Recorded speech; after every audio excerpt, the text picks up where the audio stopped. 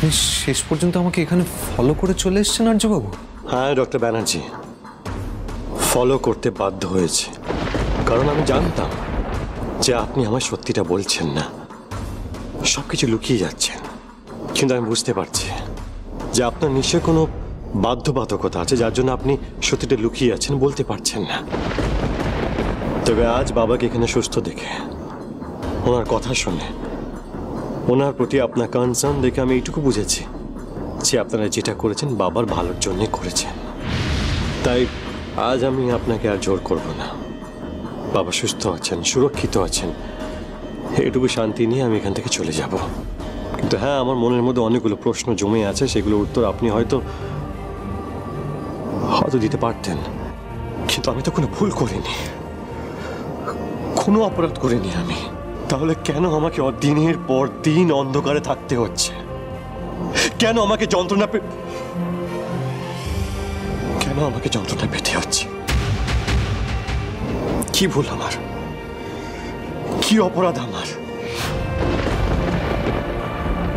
দিনের পর দিন কেন কেন কেন আমি শাস্তি পাচ্ছি? কেন?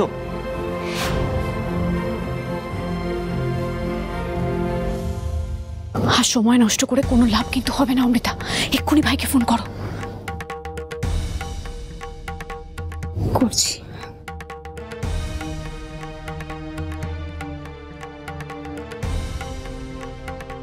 May I coming sir? হ্যাঁ হ্যাঁ, আসুন।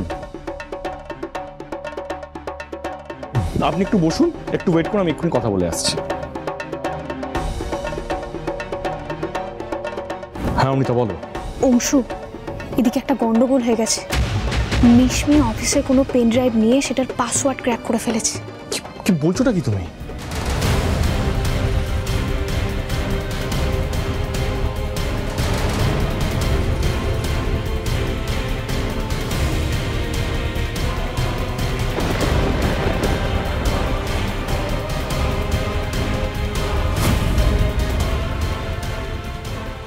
ব্যাস, আমার কাজ কমপ্লিট, এবার রেজাল্টের অপেক্ষা। হ্যাঁ তো কুণ্ডুবাবু, আপনার কি খুব জরুরি দরকার ছিল? না স্যার, ওই একটা চেক সাইন করানোর ছিল। হ্যাঁ তো ঠিক আছে, আপনি রেখে দিয়ে যান, আমি কালকে সাইন করে আনবো। ঠিক আছে স্যার।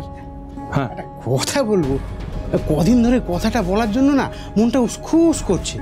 হ্যাঁ তো বলুন না, এত হেজিটেট কেন করছেন? একটা কথা কিন্তু মানতেই হবে স্যার, ম্যাডাম আমাদের কোম্পানির জন্য খুব লাকি। দেখুন কুণ্ডুবাবু, কে লাকি কে আনলাকি সেটা এখনই ভাবার সময় আসেনি। ঠিক আছে স্যার, আমি তাহলে আসি। হ্যাঁ আসুন।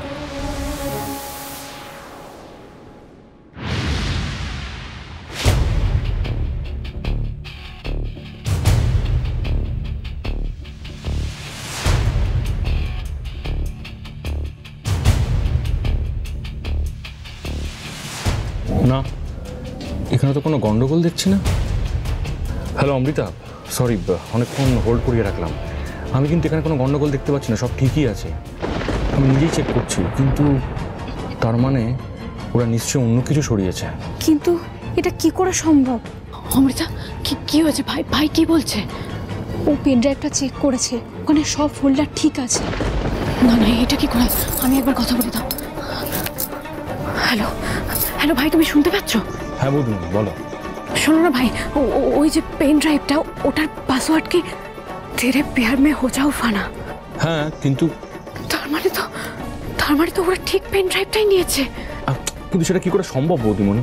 তুমি যদি একটু আগেই পেন ড্রাইভটা মিশমির ওখানে দেখে থাকো, তাহলে ওটা এখানে এলো কি করে? আমি যদি খুব ভুল না করি তাহলে কিন্তু এটা অসম্ভব কিছু নয়। একটু আগে কুণ্ডুবাবু মিশমির সাথে দেখা করতেই বাড়িতে এসেছিল।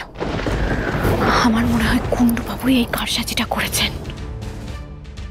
না না বৌদিমণি, এটা হতে পারে না। উনি আমাদের খুব পুরনো কর্মচারী, উনি খুব বিশ্বস্ত।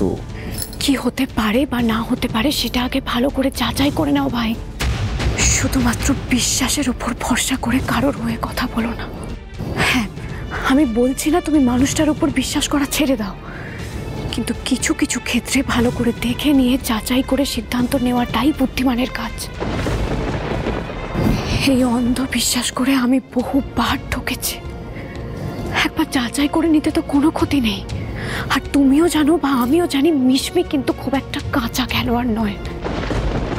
বৌদিমণি, তোমার সন্দেহ যদি আমি ঠিক ধরে নিই আর তোমার ধারণা যদি সত্যি ঠিক হয়, তাহলে একটু আগে কুণ্ডুবাবু এখানেই এসেছিলেন। মানে আমি কথা বলতে গিয়ে বাইরে গেছিলাম, সেই সুযোগে কুণ্ডুবাবু এখানে এসে পেন ড্রাইভটা রেখে দিয়ে গেছেন।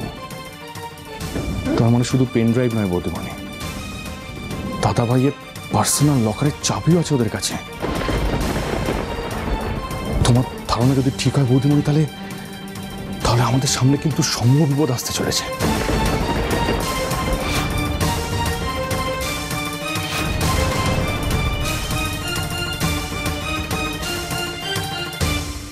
শুধু কষ্ট নয় ডক্টর ব্যানার্জি, আজ আমি এখান থেকে বুক ভরা আশ্বাস নিয়ে যাচ্ছি। বাবা ভালো আছেন, সুরক্ষিত আছেন, আর চন্দ্রিমা ওনাকে বাঁচিয়েছে। এখন পর্যন্ত যা হয়েছে সব ভালো হয়েছে, কিচ্ছু ভুল হয়নি। কারণ ওপরে একজন আছেন, ওপরওয়ালা আছেন, যিনি সব দেখছেন, সব ভালো করবেন। এখনো চন্দ্রিমার মতো মানুষ এই পৃথিবীতে আছে, তাই হয়তো পৃথিবীটা এখনো এতটা সুন্দর। এটা ভেবে আমার ভালো লাগছে যে অন্ধকারের থেকেও আমি যে আলোর দিশাটা পেয়েছি সেটা কোনো আলের আলো নয়, সেটা সত্যি। আর আমি যেটা ভাবছি, যেটা সন্দেহ করছি, সেটা যে ঠিক সেটা আপনিও জানেন। আর শুধু এখানকার ঘটনা নয়, আমার অপারেশন থেকে এখন পর্যন্ত যা যা হয়েছে আপনি সবটা জানেন। আর্যবাবু, আপনি নিশ্চয়ই জানেন যে আপনার ফাইনাল অপারেশনটা আমি করিনি, আমি ফেল করেছিলাম।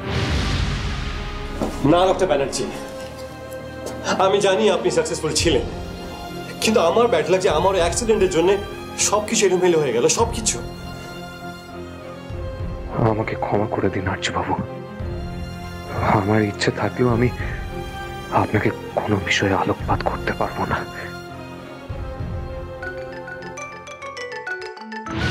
অমৃতার ফোন? আমি বুঝতে পেরেছি যে আপনি আমাকে সত্যিটা কেন বলতে পারছেন না, কিন্তু যেভাবে হোক সত্যিটা আমি খুঁজে বের করবই।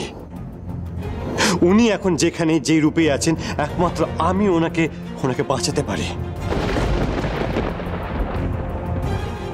কিন্তু আপনার কাছে একটা অনুরোধ, আমি এখানে এসেছিলাম, আপনার সাথে এই বিষয়ে আমার কথা হয়েছে, প্লিজ প্লিজ অমৃতাদের এটা বলবেন না।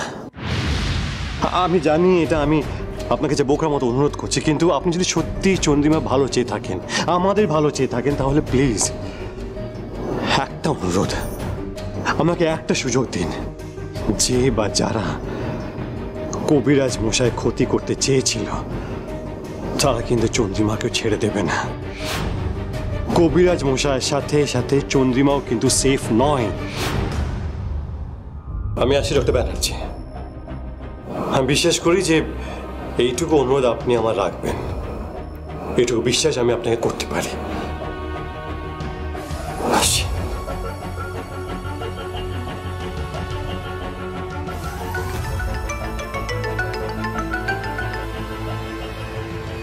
হ্যাঁ বল অমৃতা। হ্যালো দাদা, তুমি আমাকে ফোন করেছিলি? মিসড কল অ্যালার্ট পেলাম। হ্যাঁ, আমি তোকে ফোন করেছিলাম। আপনি যদি সত্যি চন্দ্রিমা ভালো চেয়ে থাকেন, আমাদের ভালো চেয়ে থাকেন, তাহলে আপনার সাথে এই বিষয়ে আমার কথা হয়েছে, প্লিজ প্লিজ অমৃতাদের এটা বলবেন না।